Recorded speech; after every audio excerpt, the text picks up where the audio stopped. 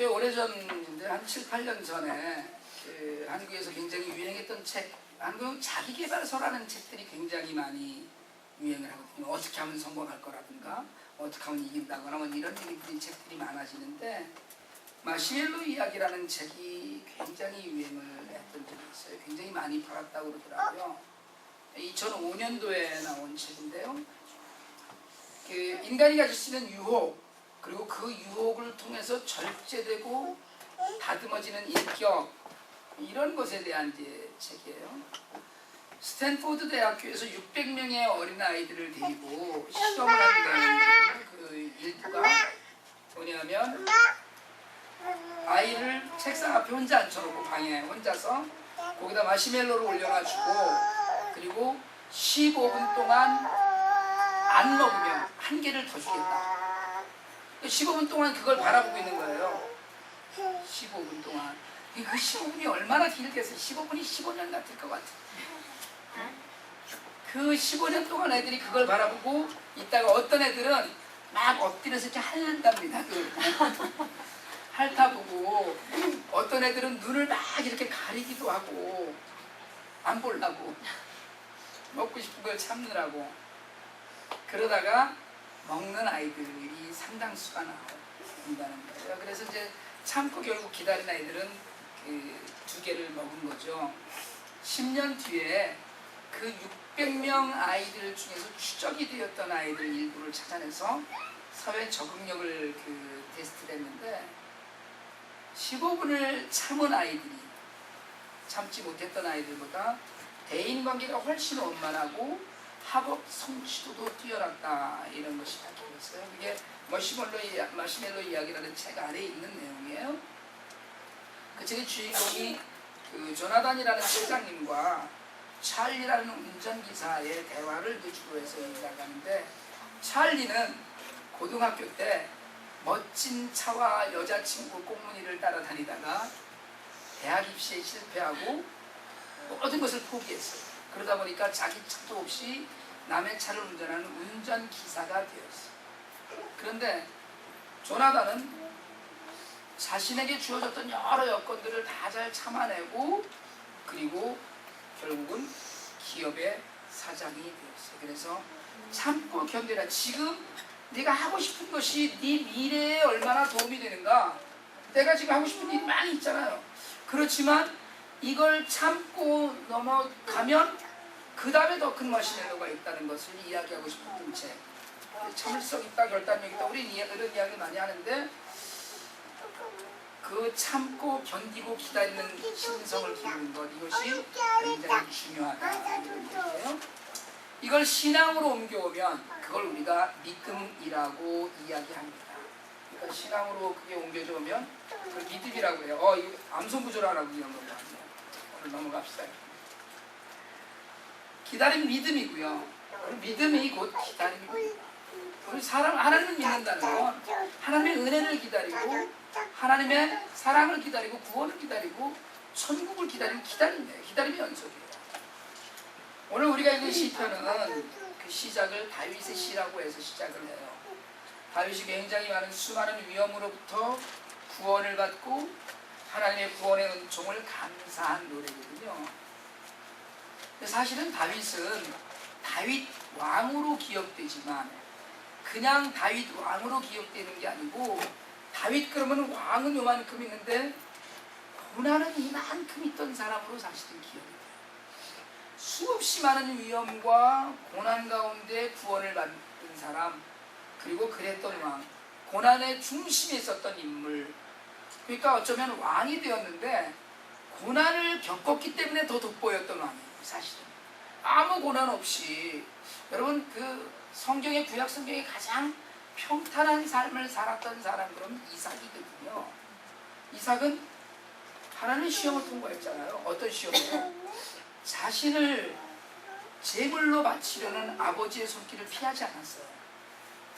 제가 가끔 그런 말씀 드리는데, 여러분, 이삭을 제물로 바쳤던 아브라함의 믿음보다 제물이 되겠노라고 해서 결박당하고 제단에 두었던 이삭의 믿음이 더 큽니다. 왜 그런지 아세요? 아브라함에게 본받은 믿음이었어요. 그런데 이삭의 평생은 어땠습니까? 평생은 굉장히 평탄한 평생이었어요. 사실 문제는 야곱 때문에 뭐 문제가 일어나고 쌍둥이 아들 때문에 문제가 일어나고 물론 뭐 마누라한테 소금을 당하고 이런 일은 있었지만 크게 큰 사건을 많이 겪지 않고 살아왔던 사람 중에 한 사람이 이삭이. 다윗은 왕이 되었는데 정말 힘들고 어려운 과정을 겪어갔던 사람. 오늘 시편이 내가 여호와를 기다리고 기다렸더니로 시작을 해요. 기다리고 기다렸다, 이 단어 어휘의 배열은 간절히 기다렸다는 걸 이야기해요. 그러니까 늘 기다리고 있었다는 거예요.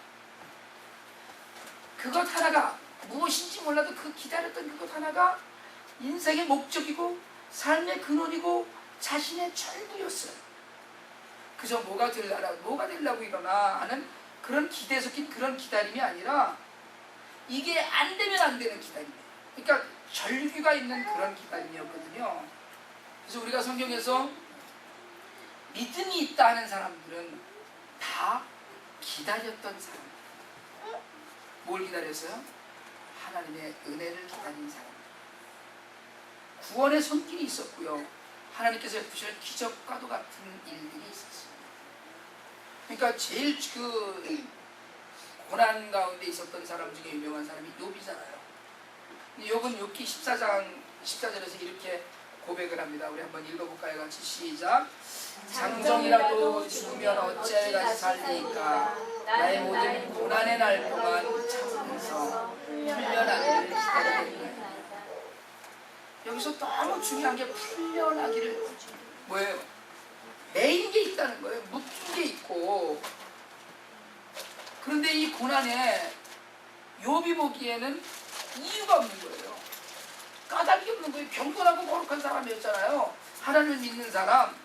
그런데 그 이유도 없고 까닭도 없는 고난 가운데서 흔히 사람들은 그럽니다. 왜 이럴까? 왜 나한테 이런 일이 일어나나? 하나님이 어떻게 저한테 이러실 수가 있어요? 우린 이래요.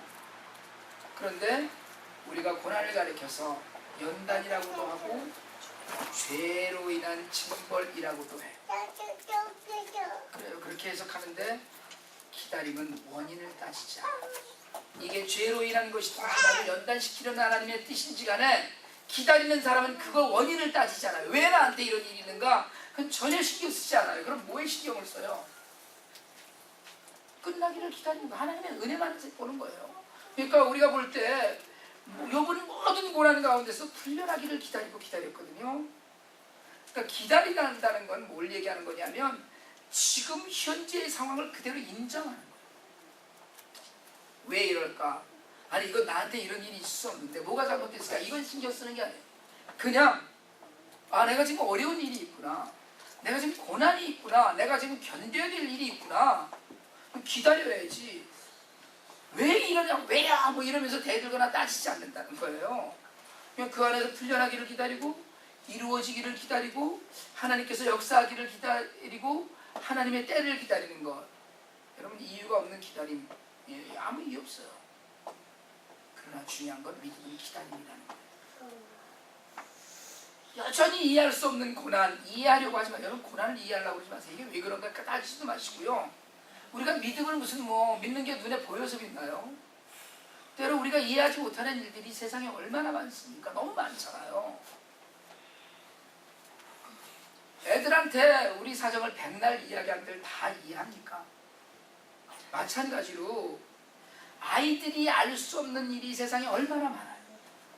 애들이 막 이것저것 질문하잖아요. 그럼 곤란하면 어떻게 얘기를 해요? 공부나 해. 싫다는 자꾸 물어보고. 이게 어른들이요 대답하기 곤란하면 꼭 뭐라고 그러냐면 너 할 일이나 해. 싫다는데 관심을 두고 네가 알면 뭐 하려고 그래? 이러거든요 우리는. 근데 대개의 경우에 시간이 지나면 알아. 이게 정답이에요. 시간이 지나면 알아. 여러분 애들이 질문하는데 시간 지나면 다 알아. 이렇게 대답해야 될 일들이 좀 많아요. 하나님께서 우리에게 설명을 신다고 해서 우리가 이해할 수 있는 일들이 또 얼마나 있겠어요? 없어요. 이게 이렇게 서는 이렇게 후는 일에서 이런 일이 너한테 있으니까 걱정하지 말고 기다려 이러시면 얼마나 좋겠어요. 근데 그러시도 않으시거니와 그러신다고 해서 우리가 이해하고 아이고 할렐루야 그렇구나 뭐 이러지 않는다는 거예요. 그러니까 현재 상황 그냥 내가 좀 어렵구나 어렵다 그렇게 이해하세요. 그렇게 하고 가세요. 그 기다림에 뭘 품고 있어야 되냐면 기다림에 품어야 될 것이 하나 있어요. 그게 소망이에요. 소망이 없는 기다림은 사실은 기다림이 아니에요. 기다리는 사람은 뭘 품은 사람이에요? 기다리는 사람은 희망을 품은 사람.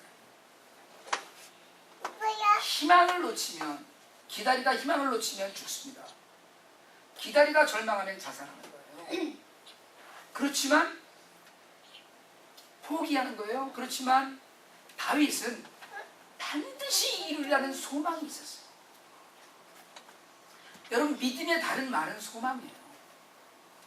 믿음의 다른 말은 기다림이고 믿음의 다른 말은 소망이고 믿음의 다른 말은 순종입니다.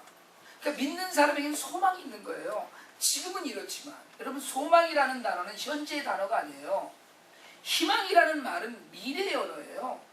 희망이 있어. 이건 지금 희망이 있어. 아니 희망이 있다는 건 미래를 보고 얘기하는 것이고 우리에게는 넘치는 소망이 있습니다. 아니 이건 지금은 어려워서 죽게 됐는데 그러나 지금 어렵다고 다 죽는 게 아니라는 것 이게 소망이에요. 살아갈 날이 있고요. 그날을 인정하고 그것이 기다림이에요.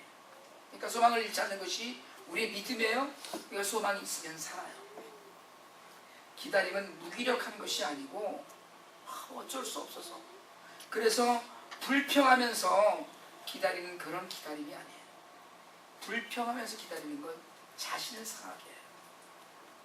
그러나 소망을 갖고 간절한 마음으로 그렇게 기다리는 걸 우리가 능동적으로 기다린다고 얘기해요. 다 포기하고 될 대로 되라. 아유 언젠가 뭐 될 날이 있겠지 이거 말고 크리스찬에게 오늘 다윗이 우리에게 보여주는 기다림은 능동적인 기다림이에요. 그렇게 그 능동적인 기다림은 그 안에 간절함이 있는데 간절한 기다림이 하나 있는 것이 있어요. 거기에는 부르짖음이 있어요. 오늘 다윗은 1절에서 하나님께서 여호와께서 부르짖음을 들으셨다고 그랬거든요.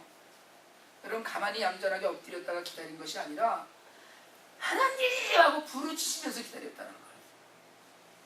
오늘 1절을 바꿔서 얘기하면 부르짖으며 기다리고 기다렸더니 여호와께서 마침내 들으시다가 이렇게 되는 거예요. 여호와께서 내가 기다리고 기다렸더니 나의 부르짖음을 들으셨다가 내가 부르짖으면서 기다렸더니 하나님이 들으셨다는 거예요. 부르짖는 게 뭡니까? 부르짖는 건 얌전한 게 아니에요. 얌전한 조신한 게 아니에요. 제가 요즘 주로 묵상 기도를 하거든요. 새벽에 일어나면 제가 정말 입 한 번 떼지 않고 여러분을 위해서 또 제가 기도해야 될 사람들과 일들을 위해서 기도해요. 간절함이 없어서가 아니라 저는 지금 간절히 그러나 깊이 하나님의 음성을 구하면서 기도해요. 새벽에 일어나서 지하철 서재에 내려가서 기도방에서 기도해도 되는데 제가 그냥 앉아서 묵상 기도를 해요. 하나님께서는 어디서든지 어떤 모양으로 하든지 기도를 들으셔요. 저는 하나님의 음성을 듣고자 묵상 기도를 하는데 예전에는 묵상 기도를 하면 딴 생각 들 때가 많습니다. 그래서 그런 얘기하는 분들도 있어요. 묵상 기도로 5분만 할 줄 알면 성공한다. 왜냐하면 묵상 기도 수없이 딴 생각이 들거든요. 그런데 이게 어느 정도 되니까 딴 생각이 전혀 안 들고 집중을 할 수가 있어서 참 좋아요. 여러분 사실 저는 부르짖어 기도할 것이 없는 사람 같다는 생각을 할 때가 가끔 있어요. 다 좋은 거예요 정말로. 그럼 어찌됐든 너무나 감사한 일만 있는 거예요. 저는 사실은요 여러분 생각만 해도 그냥 행복해요 정말. 우리 교회 생각만 해도 행복하고요. 애들 때문에도 행복하고 교회가 편안해요. 근데 여러분은 불만이 표정이죠. 내가 좋다는데 왜 입을 좀 개척을 하려고 하면서도 사실은 마음에 불편이 전혀 없었어요. 당연히 가야 될 일이지 그랬거든요. 처음에 제가 10년 전에 처음에 개척을 할 때는 제가 개척을 하면 수백 명이 한꺼번에 막 올 줄 알았어요. 그래서 1년 안에 1000명 된다 이렇게 생각을 했어요.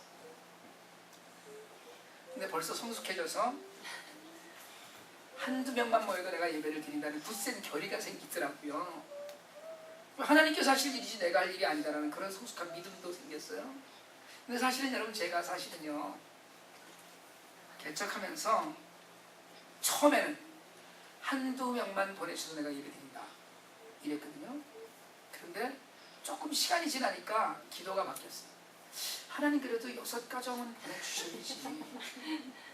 왜냐면 예수님도 12명 데리고 하셨는데 저한테는 더 주셔야지. 이렇게 생각을 한 거예요. 정말로 그렇게 생각을 했어요. 그리고 기도하다가 7월 첫 주일날 예배를 우리끼리 드렸잖아요. 그랬더니 저희까지 5가정, 애들까지 12명이더라고요. 사진 찍었더니.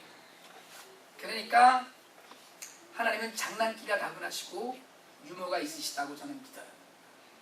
6가정은 살짝 기름이 들고 어쨌든 12명을 집어주셨어요. 은호까지. 은호야 고마워. 그리고 강직자님 보내시면서 단비 나오고 그 누구예요?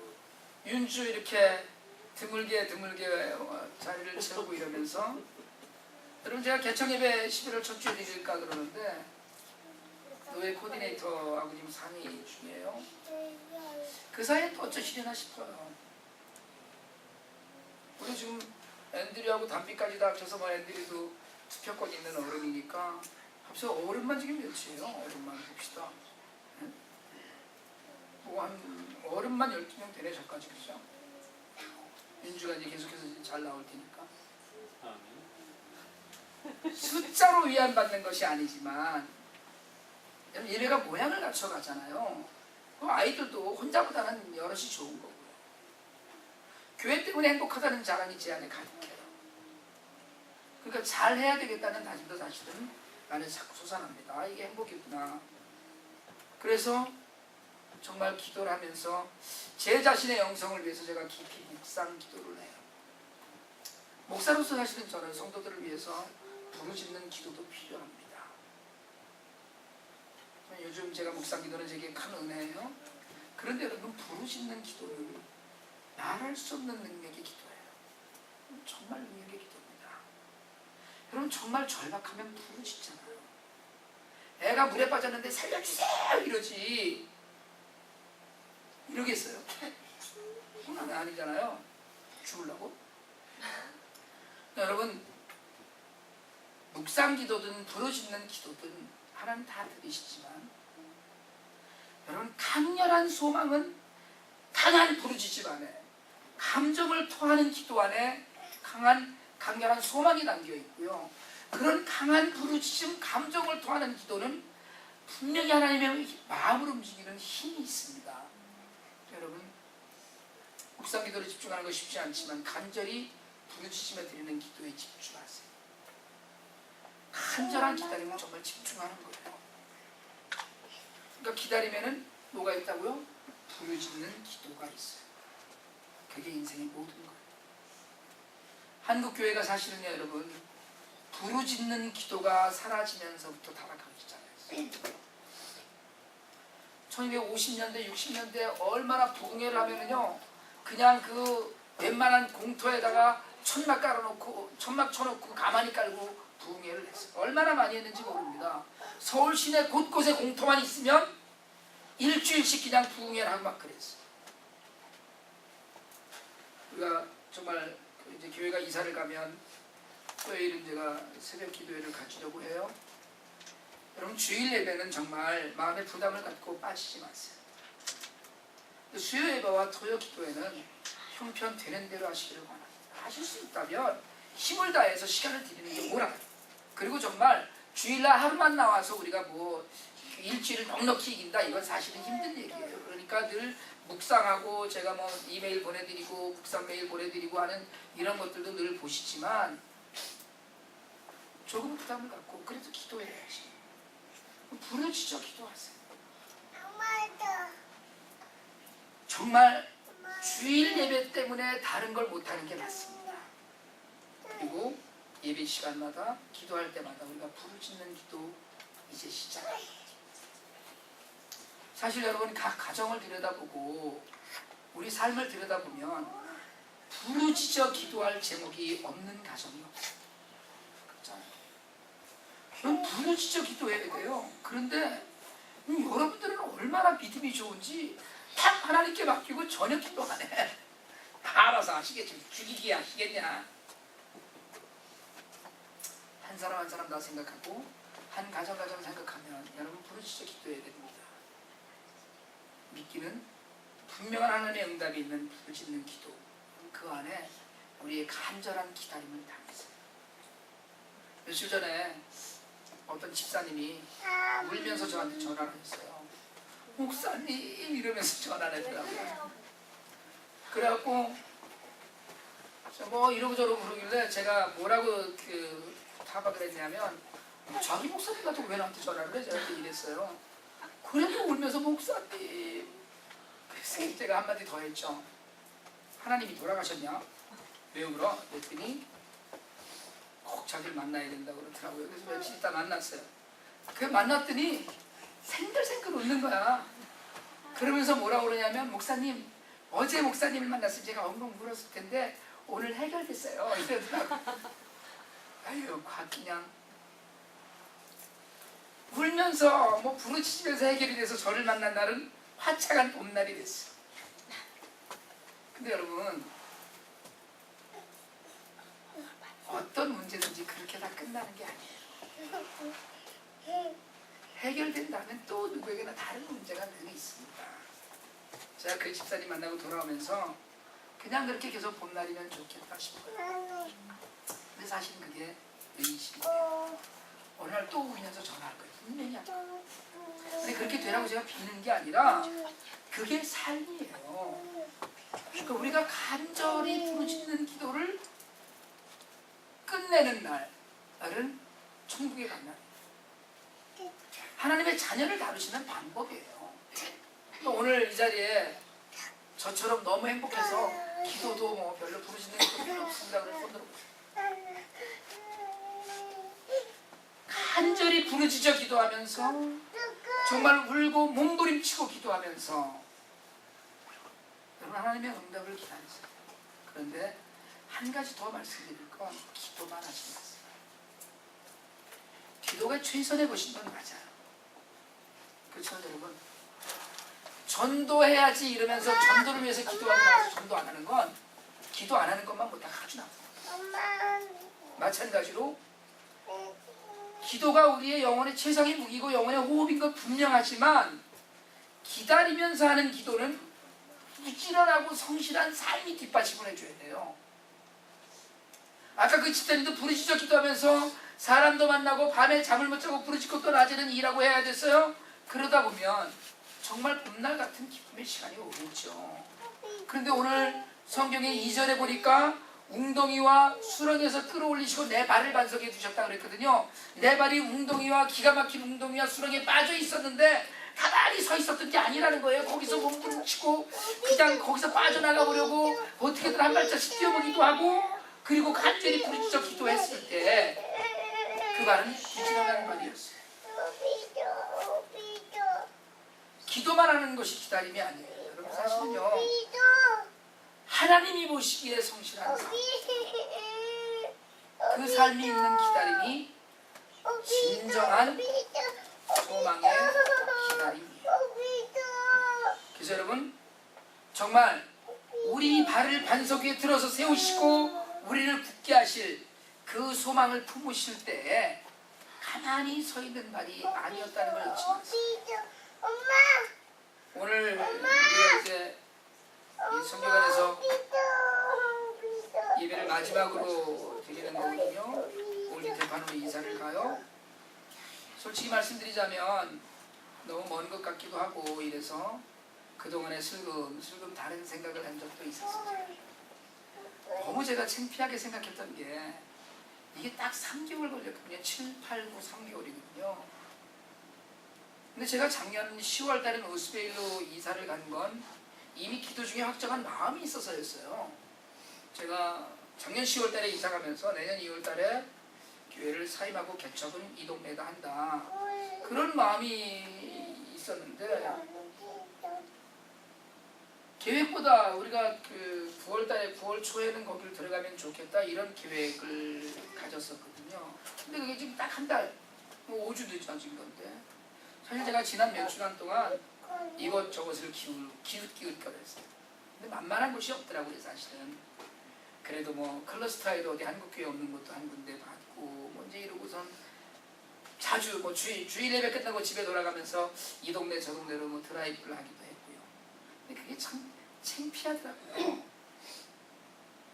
기다리는 건 믿는 거라고 해놓고 그걸 못 기다리는 거예요. 왜냐면 내 계획 시간이 있었거든요. 9월 초. 더군다나 올드태판교회 목사님도 만났고 장로님과도 연락이 다 있었는데 그분들 회의 일정이나 뭐 이런 것 때문에 늦어지는 걸 가지고 그걸 못 기다려갖고 무슨 호시탐탐 기회를 노리는 것처럼 여기저기 기웃거리는 게 참 한심해 보였어요. 믿음도 참 없다 이런 생각도 들었고요. 기다림은 내 시간표대로 되지 않아요. 하나님이 천천히 응답하시는 게 아니고 우리가 조급하게 서두르는. 그러나 기다리는 사람은 서두르지 않습니다. 왜요? 하나님 보시기에 성실한 삶을 사는 사람은 자신의 일에 그 순간순간 충실한 사람이에요. 이제 우리가 정말 예배에 좀 더 집중할 수 있는 환경이 되겠죠. 그렇지만 우리가 그동안에 교회에 이사갈 걸 기다리고 기도했었다면 우린 가서도 또 기다릴 거예요. 영적인 성장도 기다릴 거고 부흥도 기다릴 거고 그리고 지금과 또 다른 미래를 우리는 기다릴 겁니다. 여러분 앞서서 마시멜로 이야기 말씀드렸었는데 기다릴 줄 아는 사람이 은혜도 누릴 줄 알아요. 은혜가 오면 이게 은혜로구나 감사하구나 이럴 줄 알아요. 기다린 사람. 오늘 본문 5절에 주께서 행하신 기적이 많다고 그랬고요. 3절에 보니까 기다리니 하나님께서 들으셔서 우리를 반석 위에 세우실 때 찬송할 때 많은 사람이 보고 두려워했다고 했어요. 여러분 지금 어려우세요? 어려운 일이 있습니다. 무슨 교회가 개척했는데 제가 아무리 행복하다고 그래도 우리 교회도 지금 더 필요한 일들이 많이 있어요. 쉽고 편안하기만 하겠어요? 그렇지만 여러분 많은 사람들이 우리 각자의 삶을 보면서 하나님을 보게 되기를 원합니다. 많은 사람들이 우리 각자의 삶에 나타난 기적 같은 하나님의 역사를 보면서 그래 저 사람들 기도하더니 결국은 됐구나. 저 사람 기도하더니 조금 어려운 것 같았는데 그게 아니었구나. 혹시 내가 지금 웅덩이와 수렁에 있는 것처럼 보일지라도 반석 위에 반드시 보란듯이 세우실 날이 분명히 있을 줄 믿습니다. 여러분 지금 남 보기엔 내세울 곳이 없는 것 같아도 여러분 정말 많은 사람들이 보고 두려워할 날이 반드시 와요. 반드시 옵니다. 여러분 겸손하게 기다리세요. 부르짖으면서 하나님께 매달리기를 원합니다. 그래서 우리 교회에서 함께 하나님을 섬기는 우리 모두가 온 세상에 하나님을 드러내 보이게 되길 원해요. 우리 삶에 저 사람 어떻게 저렇게 됐어? 그건 기적이네. 이런 이야기가 우리 삶에 너무 넘치게 나타나서 사람들이 하나님을 두려워할 정도가 되길 원합니다. 하나님께서 반드시 여러분을 통해서 기적을 보이실 거라고 저는 분명히 믿어요. 왜요? 기도하는데. 기도하면서 기다리고 있는데 제가 기도하고 여러분들이 기도하고 우리가 부르짖어 기도하고 있는데 여러분의 기다림을 이루시는 하나님께서 교회의 간절한 소망과 기다림에 반드시 응답하실 거예요. 응답 안 하시면 교회 세우신다고 하실 일이 없었어요. 부르짖어 기다리는 일이 이루어지기를 축원합니다. 이제 새로운 예배당에서 하나님을 예배하는 우리 교회가 부흥하고 성숙해지면서 하나님의 놀라운 역사하심을 보게 될 날 또 기다리고 기다릴 거예요. 기다리고 기다리는 여러분을 축복합니다.